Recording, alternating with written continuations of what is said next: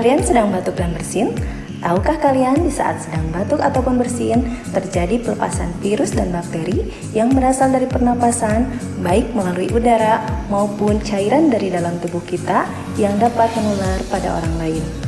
Tapi, kalian dapat mencegahnya dengan cara melakukan etika bersin dan batuk yang benar. Di saat kalian batuk dan bersin, jangan lupa pakai tisu atau sapu tangan untuk menutupi hidung dan mulut kalian.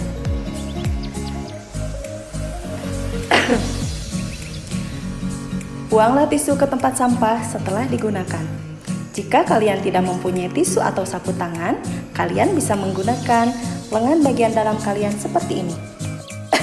Atau dapat menggunakan masker untuk menutupi hidung dan mulut kalian di saat kalian batuk ataupun bersin.